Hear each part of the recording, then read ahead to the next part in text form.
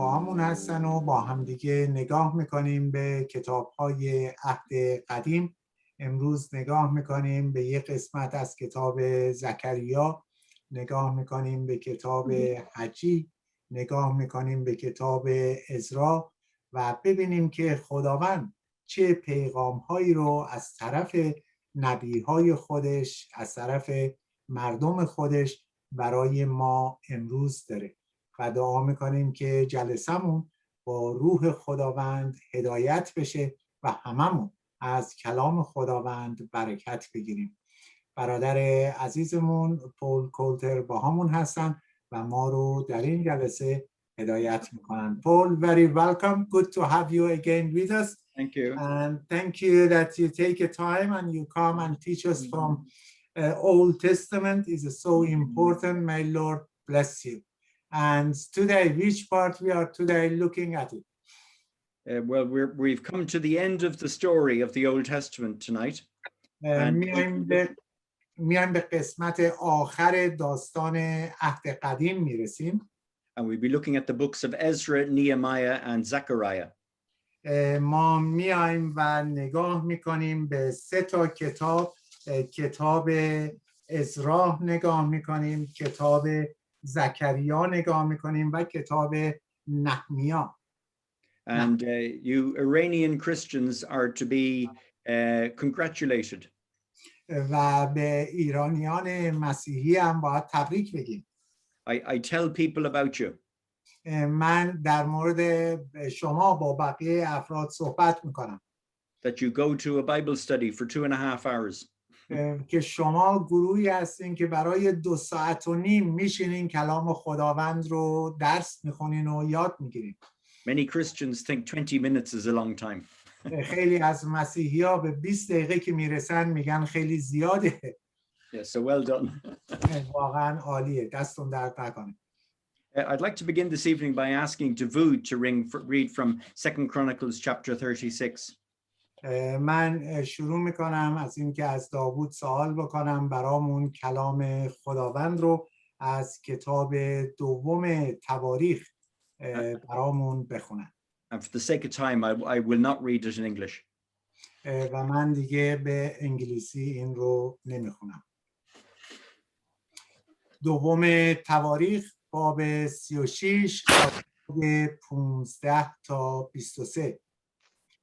یهوه خدای پدران آنها بارها به واسطه رسولان خود برای ایشان پیغام فرستاد، بلکه صبح زود برمیخواست و پیغام میفرستاد، زیرا که بر قوم خود و بر مسکن خیش شفقت داشت. اما آنان رسولان خدا را به ریشخند گرفته کلام او را خوار شمردند و به انبیایش اهانت کردند، چندان که خشم خداوند بر قومش افروخته شد تا به آنجا که دیگر راه علاجی نبود. پس خداوند پادشاه بابلیان را بر ایشان آورد و او مردان جوانشان را در مکان قدس ایشان به شمشیر کشت و بر مردان جوان و دوشیزگان و پیران و ریسفیدان رحم نکرد. خدا تمامی آنان را به دست نبوکدنصر تسلیم کرد. او همه اسباب خانه خدا را از بزرگ و کوچک و نیز گنجینه‌های خانه خدا و گنجینه‌های پادشاه و صاحب منصبانش را به بابل برد. آنان خانه خدا را به آتش کشیده، دیوار اورشلیم را ویران کردند و همه کاخهای آن را به آتش سوزانده، تمام اشیای نفیس آن را از بین بردند.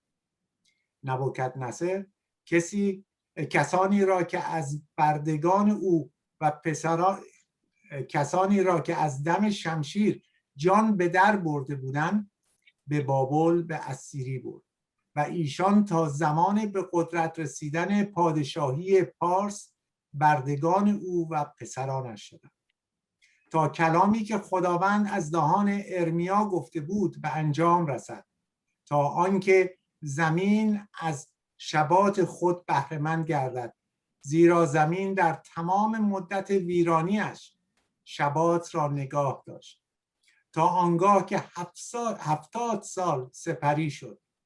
در نخستین سال سلطنت کورش پادشاه تا کلام خداوند که به زبان ارمیا گفته شده بود به انجام رسد.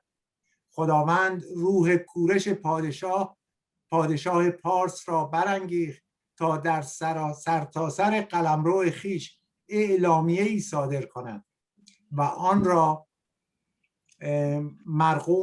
مرقوم نیز بدارد. بدین مضمون کورش پادشاه پارس چنین می‌فرماید: یهوه خدای آسمان‌ها همه ممالک زمین را به من داده است و مرا مأمور فرموده تا در اورشلیم که در یهوداست خانه‌ای برای او بسازم. از تمامی قوم او هر یک از شما که برود یهوه خدایش همراه او باشد. آمین. Amen. Thank you, David. I'm just going to put up a picture to remind us of where we are.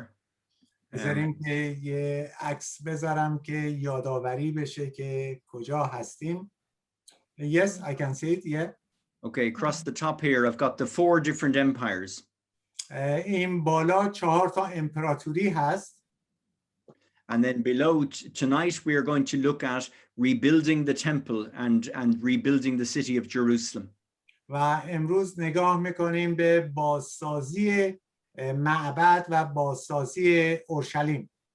And we'll be looking at the leaders, Ezra and Nehemiah. و نگاه میکنیم به رهبرانی مثل عزرا و نیمایا. And we'll be looking at 2 prophets, Haggai and Zechariah. و به 2 تا نبی نگاه میکنیم، حجی و زکریا. So people are very important in God's work. افراد خیلی مهم هستند در کار خداوند. God chooses people like you and me to work with him. خداوند افرادی رو مثل من و شما انتخاب میکنه که با اون کار کنیم. So I think we have many things to learn from this story. من فکر کنم که چیزهای زیادی است که از این داستان یاد بگیریم. And then if you look at the line of history, اگر نگاه بکنین به این خط تاریخ، we started here with King Nebuchadnezzar and God's people being in Babylon. ما نگاه میکنیم و شروع میکنیم با پادشاه نبوکدنصر و از پادشاهی که توی بابل بود. And now we'd be looking at the time of the Persian Empire. و نگاه میکنیم الان در موقعی که امپراتوری ایران بود. And especially we'd be looking at King Cyrus. و مخصوصا نگاه میکنیم به پادشاهی کوروش. And then after, of course, after the Persian Empire came the Greek Empire with Alexander the Great. و بعد از اون که به اصطلاح یونان بود، امپراتوری یونان بود و الکساندر بزرگ بود. And at this time here, the time of from the time of Cyrus onward, the Jewish people are going back to the land of Israel. از زمان امپراتوری ایران به بعد دیگه یهودیان داشتن برمیگشتن به سرزمین خودشون. And then eventually in God's time, Jesus the Messiah came. و در زمان خداوند یا وقتی که خداوند تهیه کرده بود، زمانی بود که عیسی مسیح نجات دهنده اومد. So I asked David to read that passage to remind us. من از داود سوال کردم که این قسمت رو بخونه که به همون یادآوری بشه. He read about the story of God's people. این در رابطه با داستان مردم خداوند بود. And that was the story we've been reading for the last few weeks. و این داستانی بود که ما تو این چند هفته گذشته مطالعه می‌کردیم با هم. They were in Babylon, of course, because of their sin. و البته که در بابل بودن به خاطر گناهاشون. And then David's passage finished with the proclamation of the king of Persia. و قسمت تموم شد با اعلامیه پادشاه یا امپراتوری ایران. And he permitted or allowed the Jewish people to return to Jerusalem and to rebuild the temple. و گفت که به اصطلاح اجازه داد که افراد یهودی برگردن و به اورشلیم و دیوار و معبد رو بسازم. Why was it important that the Jews returned to live in Jerusalem? چرا این مهم بود که یهودیا برگردن و در اورشلیم زندگی کنن؟ Surely they were God's people. 100% که اینها مردم خداوند بودن. It did not matter where they lived. مسئله ای نبود که کجا زندگی میکنن. It's an important question. این سوال خیلی مهمیه. And it's still an important question today. و سوال برای امروز هم سوال مهمیه. Why does it matter where the Jews live? چرا این مهمه که یهودیا کجا زندگی میکنن؟ God's plan of salvation for the whole world نقشه خداوند برای نجات تمام دنیا it's centered on the Jewish nation. این دور قوم یهود گذاشته شده. And it's especially centered in the city of Jerusalem. و دقیقاً طوریه که به وسط شهر اورشلیمه.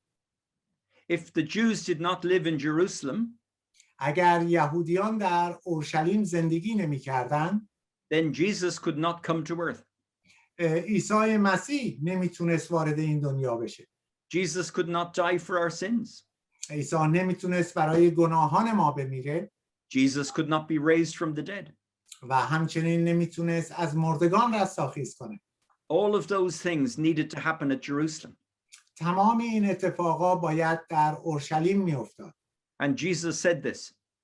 و عیسی مسیح این رو میگه. We can read it in Luke chapter 13 verse 33. ما این رو در لوقا میتونیم بخونیم. باب 13 آیه 33. This is what Jesus said. این چیزیه که عیسی میگه. Nevertheless, I must journey today, tomorrow, and the day following, for it cannot be that a prophet should perish outside of Jerusalem.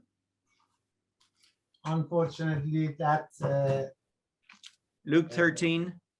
Yeah, I know, but unfortunately, I don't know why I don't have this thing. I will read it then from my Bible. Luke 13 verse 33. For it cannot be that a prophet should perish outside of Jerusalem. Yeah. اما امروز و فردا و پس فردا باید به راه خود ادامه دهم. زیرا ممکن نیست نبی بیرون از اورشلیم کشته شود. آمین. So Jesus needed to die in Jerusalem. پس عیسی مسیح باید در اورشلیم می‌مرد. And the issue of the Jews living in Jerusalem is a very controversial subject today. و این مسئله‌ای که یهودیان در اورشلیم زندگی کنن این یک موضوع بحث‌انگیزی هستش. For the same reason. به همین دلیل. God is not finished with the Jewish people. خداوند کارش با یهودیان تموم نشده. God is not finished with Jerusalem. خداوند کارش با اورشلیم تموم نشده. The Jews and Jerusalem are the center of God's plan. یهودیان و اورشلیم در مرکز نقشه خداوند هستند. And that's a plan to bless all of the nations of the earth. و این نقشه‌ایه که تمام قوم‌های جهان رو برکت بده. And the devil will try to do everything that he can to stop that happening. و اون شریر سعی میکنه هر کاری که از دستش بیاد انجام بده که جلوی این اتفاق رو بگیره. That's why there's trouble in Jerusalem today. این دلیلیه که الان اتفاقات و مشکلات در اورشلیم امروز. Well, we studied the book of Daniel a few weeks ago. ما با هم مطالعه کردیم کتاب دانیل رو چند هفته گذشته. Do you remember that Daniel was a Bible student? یادتون میاد که دانیال کسی بود که کتاب مقدس رو مطالعه میکرد. And when he was an old man, he read something in the Bible. وقتی دیگه پیر شده بود یه چیزی رو در کتاب مقدس خوند. God had promised that after 70 years his people would return to the land. خداوند قول داده بود که بعد از 70 سال مردم خودش رو برگردونه به سرزمینی که بهشون قول داده. We can read it ourselves. It's in Jeremiah chapter 29. Verse 10. میتونین این رو بخونین توی کتاب ارمیا باب 29 آیه 10 هستش. Do you want to read it? Yeah, Jeremiah 29 verse 10. I'll read it in English while you put it up, if you have it. For thus says the Lord, after 70 years are completed at Babylon, I will visit you and perform my good word towards you and cause you to return to this place. ارمیا باب 29 آیه 10. و حال خداوند می‌فرماید چون 70 سال بابل به سر آید، من به یاری شما خواهم آمد و با بازگردانیدن شما بدین مکان وعده خود را برای شما تحقق خواهم بخشید. Promise that they be going home. قول داده بود بهشون خداوند که اینا برگردن سرزمین موعود. It must have seemed impossible at that time. یه جوری در اون زمان غیر ممکن به نظر می رسید. They were a weak people and they were few in number. اینها افراد ضعیفی بودن، تعدادشون هم کم بود. And they were subjects of the mighty Persian Empire. و یه جوری زیر دستهای امپراتوری بزرگ ایران بودن. That was the global superpower at that time. در اون موقع این بزرگترین امپراتوری بود. They were like the USA. اونا مثل آمریکای امروز بودن. So the Jews were far from home. از یهودیان از خونهشون واقعا دور بودن. And they were surrounded by strong armies. و دور و برشون رو ارتش بسیار قوی گرفته بود. But nothing is impossible to God. ولی هیچ چیزی در نظر خداوند این نیست که امکان نداشته باشه. That the promises of God will never fail. قولهای خداوند هیچ وقت عوض نمیشه. Even though they sometimes seem impossible to us. حتی بعضی وقتا ما نگاه میکنیم میگیم این محاله. Our God will do everything that he promised to do. خداوند ما قولهایی رو که داده به هر طریقی است انجامش میده. And he'll do it in his time. و این رو در زمان خودش انجام میده. So the book of Ezra begins with the proclamation of King Cyrus. پس میبینیم که کتاب عزرا شروع میشه با اعلامیه‌ای که از طرف پادشاه کوروش بود. Let's read it together. Ezra chapter 1 verse 1. بذارین با هم بخونیم کتاب عزرا رو باب 1 آیه 1. Now in the first year of Cyrus king of Persia, that the word of the Lord by the mouth of Jeremiah might be fulfilled, the Lord stirred up the spirit of Cyrus king of Persia, so that he made a proclamation throughout all his kingdom and also put it in writing. عزرا باب 1 آیه 1. در نخستین سال کورش شاه پارس برای اینکه کلام خداوند که به زبان ارمیا گفته شده بود به انجام رسد، خداوند روح کوروش شاه پارس را برانگیخت و او بیانیه‌ای در سراسر قلمرو خود صادر کرد و آن را بدین مضمون بنگاشت. And that proclamation said that the Jews should go back home. و توی این اعلامیه میگه که یهودیان میتونن برگردن برن خونهشون. And that they should rebuild their temple.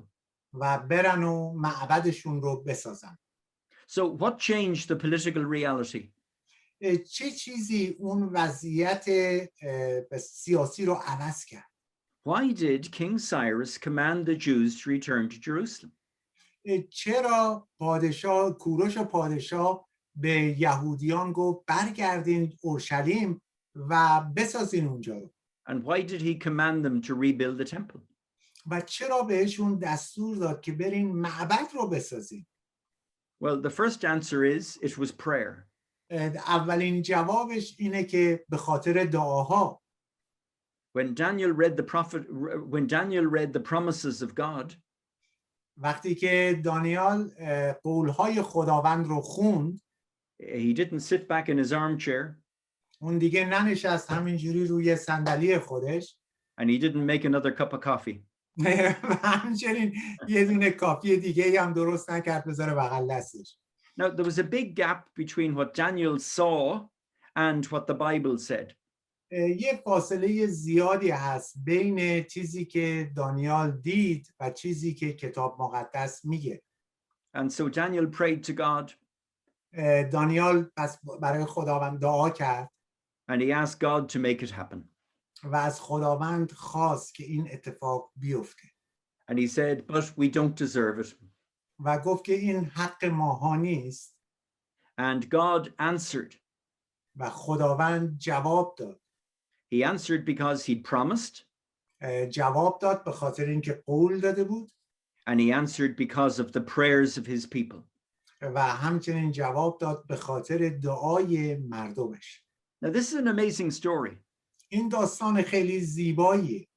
Something happened before Daniel prayed. یه اتفاقی افتاد قبل از دعای دانیال. In fact, it happened 200 years before Daniel prayed.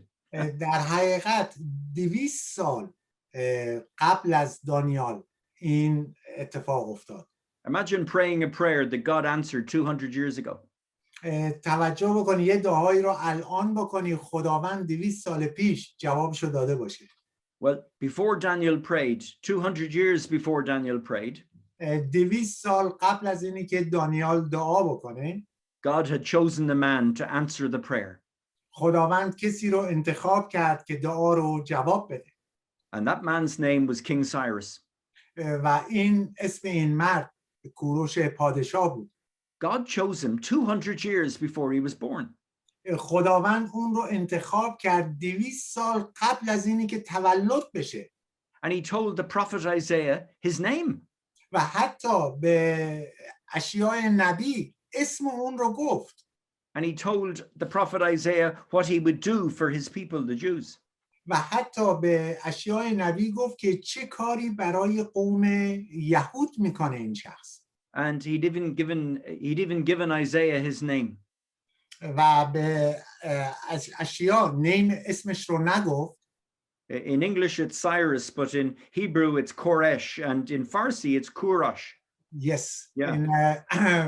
به انگلیسی سایرس میگن، به هیبرو میگن کورش و به فارسی خودمون میگیم کوروش. Yeah. So let me read the prophecy to you. It's in Isaiah chapter 44. بذارین که من این رو براتون بخونم از کتاب اشعیا نبی باب 44.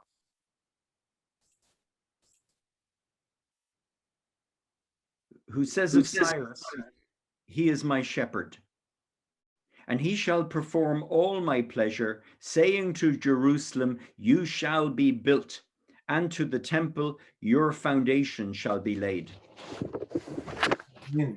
اشعیا باب 44 آیه 28. آنکه درباره کوروش میگوید او شبان من است و تمامی خوشنودی مرا به جا خواهد آورد و آنکه درباره اورشلیم میگوید بنا خواهد شد و در خصوص معبد که بنیادت نهاده خواهد شد. آمین. So now we know King Kurash told the Jews to go back to Jerusalem. پس می‌بینیم که کوروش پادشاه به یهودیان گفت برگردین به اورشلیم. And he told them to rebuild the temple and to rebuild Jerusalem. و بهشون گفت که برین و معبد رو بسازین و اورشلیم رو بسازین. But why did he do that? ولی چرا آخه این کار رو اون انجام داد؟ Well, let me tell you the story of King Cyrus. بذارین که یه داستانی از کوروش پادشاه بگم. This story is recorded by the Greek historian Herodotus. این داستان یا نوشته شده به وسیله یک شخصی یونانی به اسم هرودوتوس. اسمش رو I cannot pronounce it rightly. Yeah, that's okay. It's a Greek historian. Yeah. The grandfather of King Cyrus was a man called Astyages. و پدر بزرگ کوروش یک کسی بود که ماها بهش میگیم فارسی کمبوجیه. And he was the king of the Medes. و اون پادشاه مادها بود. And he heard a prophecy about his grandson Cyrus. و این یک به اصطلاح پیشگویی میشنوه در مورد نوه خودش کوروش. And the prophecy was that Cyrus would throw him off his throne.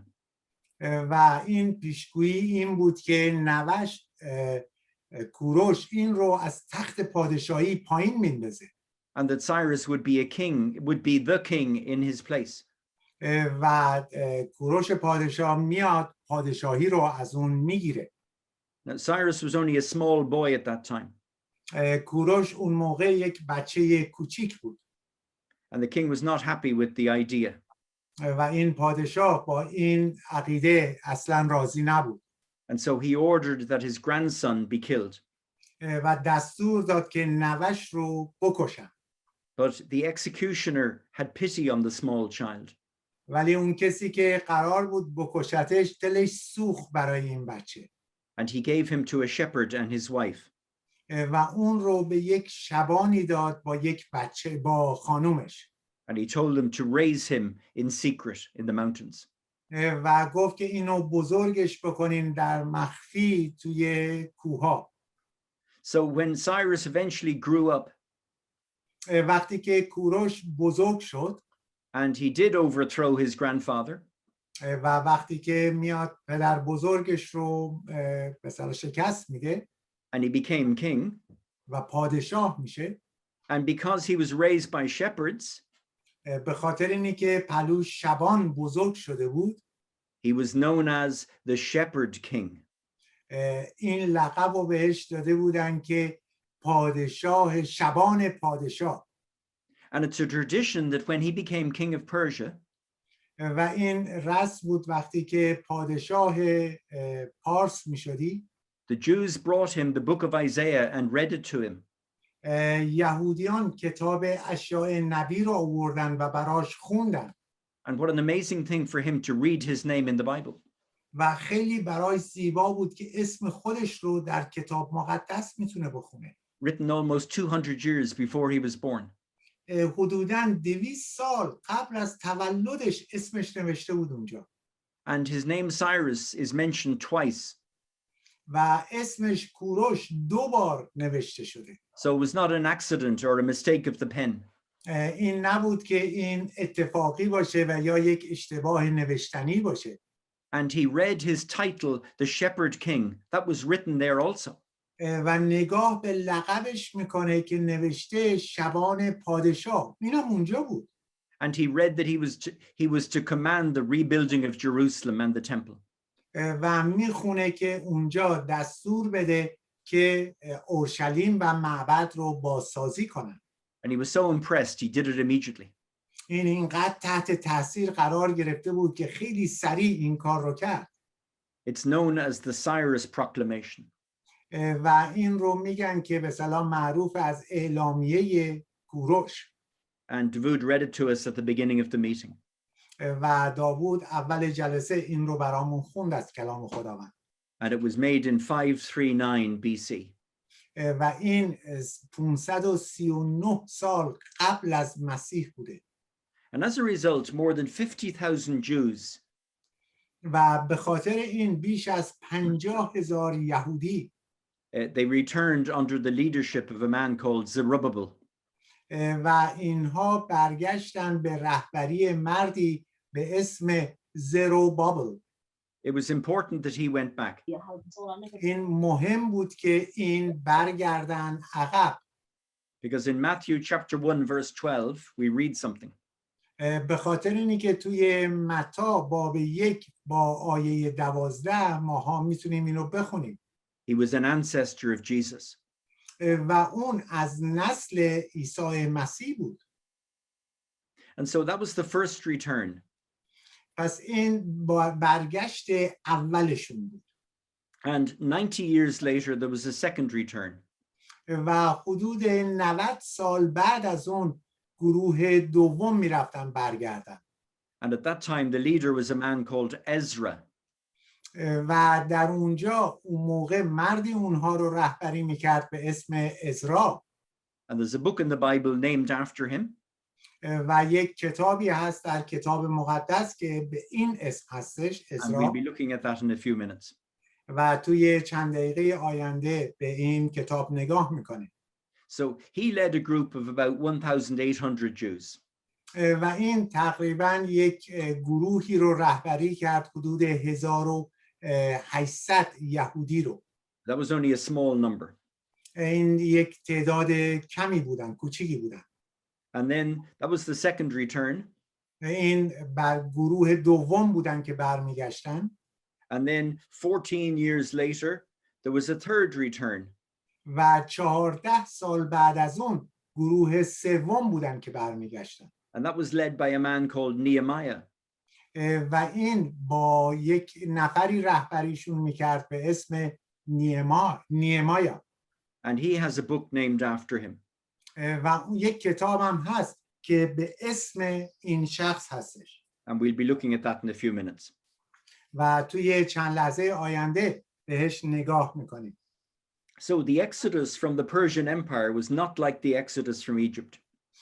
پس این خروج از امپراتوری ایران مثل خروج از امپراتوری مصر نبود. It was like 1, 2, 3. مثل 1، 2، 3 در 3 مرحله. People returned in 3 phases. مردم برگشتن در 3 مرحله مختلف. And it was over a long period of time. و توی زمان خیلی طولانی بود. And also the majority of people wanted to stay behind in Persia or in Babylon. ولی خیلی از افراد میخواستن که بمونن در ایران اون موقع و حتی در بابل. Life there was good. زندگیشون اونجا خوب بود. People had settled down and started businesses. افراد دیگه اونجا جا افتاده بودن و شروع کرده بودن بیزنس و کار داشتن. And they bought houses and were doing very well, thank you. و اونا دیگه خونه خریده بودن و همه چی خوب پیش میرفت براشون. And it was not easy for them to leave it all behind. و ساده نبود که همه چیز رو ول بکنن. And you know, some of their descendants were living in Iran right up to the time up to 1948. و خیلی از اون نسل به اصطلاح مونده بودن در ایران تا سال 1948. And even in 1979 there were 80,000 Jews still living there. حتی تا سال 1979 80,000 یهودی در ایران زندگی می‌کردند. And there's still a few today, about 8,000 they think. امروز هم یه تعداد کمی اونجا هستن، حدود 8,000 نفر. So the Jews were in Persia a very long time. پس می‌بینیم یهودیان در ایران برای سالهای زیاد بود. But many of them did go back. ولی خب خیلی از اونها برگشتن به اورشلیم. We're only told the numbers of the men who went back. فقط اسمها تعداد مردها رو به ما گفتن که رفتن برگشتن. But when we add wives and children, there were probably 100,000 people. ولی وقتی که ما بیایم زن و بچه ها رو هم بهش اضافه بکنیم حدوداً 100,000 نفر میشن. And their leader was a man called Zerubbabel. و اسم رهبر اونها شخصی بود به اسم زروبابل. And the first job was to rebuild the temple and the city walls. و اولین کارشون این بود که بیان معبد رو بسازن و دیوار شهر رو. And it took a long time to do that. زمان بسیار طولانی طول کشید تا این رو انجام بدن. In fact, it took 100 years. در حقیقت 100 سال طول کشید. And that was much longer than it should have taken. و این خیلی بیشتر از اون بود که باید طول می‌کشید. Why are we sometimes so slow to do what God tells us? چرا ماها هم اینجوری هستیم وقتی یه چیزی خداوند ازمون میخواد یواش کار میکنیم؟ Well, there were 2 reasons the Jews were delayed. 2 تا دلیل داشت. این دلیلی که یهودیان دیر انجام دادن. When they got to Jerusalem, وقتی که اینا برگشتن به اورشلیم، they got distracted from the job they were given to do. اینها یه جورایی حواسشون پرت شد نسبت به اون وظیفه‌ای که داشتن که باید انجام میدادن. Their minds, their thoughts were on other things. ذهنشون و فکرشون روی چیزهای دیگه‌ای بود. They had their own houses to build. اونا خونه‌های خودشون رو می‌خواستن بسازن. They had businesses to run. و باید به قول معروف کاسبیشون رو راه مینداختن. And that stopped them building God's work. و این باعث شد که به اصطلاح چی کار خداوند رو عقب بندازن. But when they did start to work, there was another problem. ولی وقتی که شروع کردن که کار بکنن یه مشکل دیگه ای بود. There were enemies who tried to stop them. اینجا دیگه دشمنایی بودن که سعی میکردن جلوی این کار رو بگیرن. And both of those things can affect us in our Christian lives also. و هر دوتا چیزها میتونه در زندگی مسیحی هم روی ما تاثیر بذاره. We can get easily distracted from the things of God. ماها خیلی سریع میتونه به اصطلاح حواسمون پرت بشه از کار خداوند. And also our enemy, the devil, tries to stop us.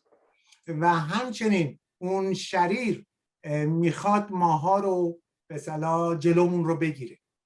But God gave them some help. ولی خداوند بهشون یک کمکی رسوند. And God gives us the same help. و خداوند به ماها هم همین کمک رو داده. He gave them good leaders like Zerubbabel and Nehemiah. خداوند به اونها رهبران خوبی داده مثل زروبابل و نهمیا. And he gives us good leaders too. پس به ما هم رهبران خوبی داده. And he gave them good Bible teachers like Ezra. بهشون معلمان کتاب مقدس خوبی مثل عزرا داده. And then God also spoke to them. و همچنین خداوند با اونها صحبت کرد. And he encouraged them by speaking through prophets like Haggai and Zechariah. و اون تشویقشون کرد خداوند از طریق حجی و زکریا. And we look at the writings of some of those men in a few minutes. ما به نوشته های این دو نفر توی چند دقیقه آینده نگاه میکنیم. So God helps us also to do his will. پس خداوند به ما هم کمک کنه که ما هم خواست اون رو انجام بدیم. Thank God we're not on our own. خدا رو شکر میکنیم که تنها نیستیم. He has sent other men and women to help us. خداوند مرد و زنهایی رو فرستاده که کمکمون بکنن. And when the first group arrived back in Jerusalem, وقتی که گروه اول رسیدن به اورشلیم، the first thing that they built was an altar of sacrifice. اولین چیزی که ساختن محرابی برای قربانیان بود. God wants to teach us a lesson in that. خداوند میخواد یک درسی به ما بده در این باره. At the heart of God's house is an altar of sacrifice. در وسط خونه خداوند یا در قلب خونه خداوند محراب قربانی هستش. Because that is what God did for you and I. این چیزی بود که خداوند برای من و شما انجام داد. He sacrificed himself. اون خودش رو قربانی کرد. And he wants us to imitate him. خداوند میخواد که ما اون رو تقلید کنیم ازش. And he wants us to sacrifice ourselves for others. و میخواد که ما هم خودمون رو قربانی بکنیم برای دیگران. So at the heart of God's house is an altar of sacrifice. پس ببینیم که وسط قلب خونه خداوند محراب قربانی. And like Jesus, we should do it joyfully. مثل عیسی مسیح ما هم باید با اشتیاق و خوشحالی این کار انجام بدیم. Well, some of the people who returned had been children when they left. بعضی از افرادی که برگشتن اونا بچه بودن وقتی که از اورشلیم رفتن. And now they're very old. ولی الان خیلی پیر هستن. And they remembered the beautiful temple that Solomon had built. و اونها یادشون میاد اون معبد زیبایی رو که سلیمان ساخت. And when they saw the poor little house that they were building, و وقتی که نگاه کردن که دیدن این خونه کوچیکی رو که الان دارن میسازن، they began to cry and wail. اونا دیگه شروع کردن به گریه و عزاداری. But at the same time, the younger people were really excited. ولی در همون موقع افراد جوان خیلی خوشحال بودن. It was a new beginning. They shouted for joy. یک شروع جدید بود. اونها از شادی فریاد میکشیدن. And so there were very mixed emotions that day. پس می‌بینیم یه احساسات غم و شادی با هم قاطی شده بود. But the devil was not happy.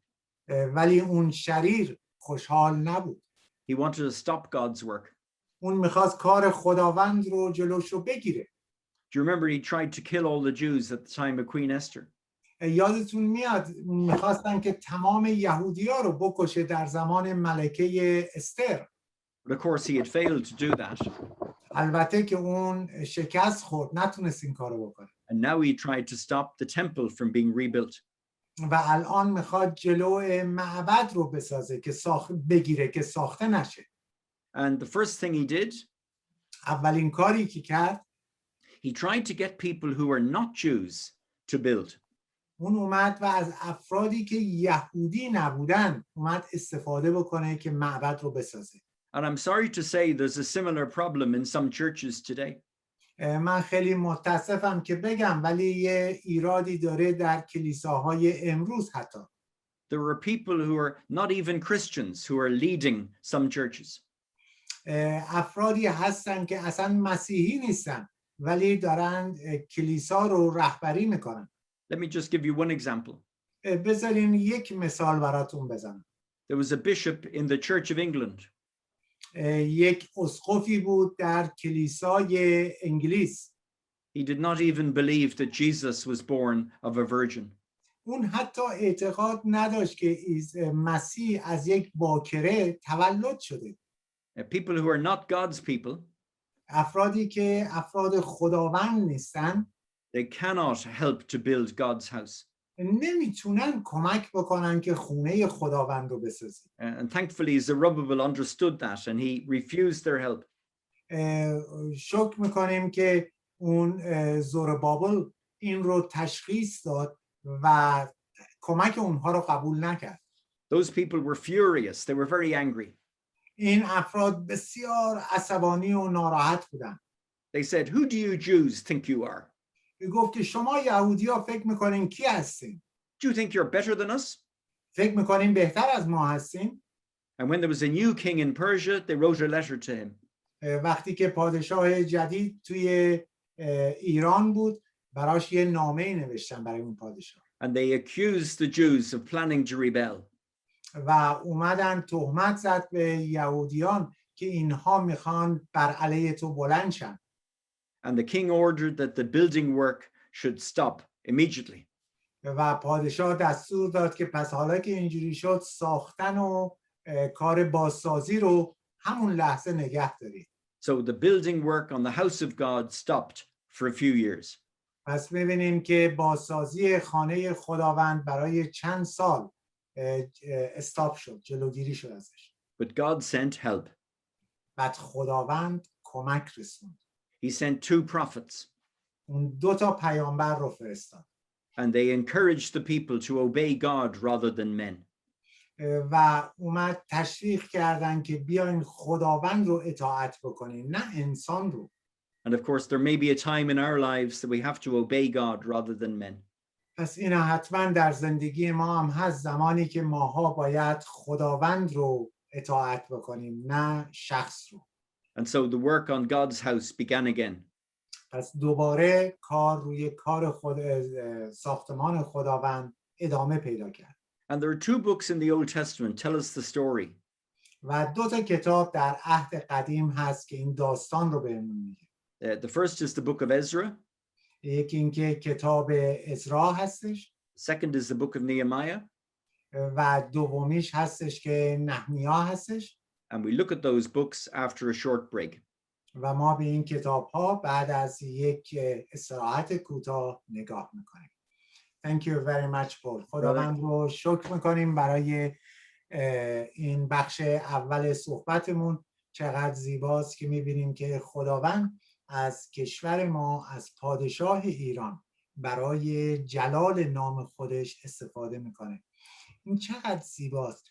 200 سال قبل از تولد کوروش پادشاه اسم اون رو خداوند به اشعیای نبی گفته بود. مقامش رو گفته بود. کاری که باید انجام میداد گفته بود و نوشته در کتاب مقدس. ببینین که خداوند خودمون خداوندیه که بود و هست و خواهد آمد. پس چند لحظه استراحت میکنیم و بعد در قسمت دوم با همدیگه هستیم و نگاه میکنیم به کتاب عزرا و کتاب نحمیای نبی. آمین.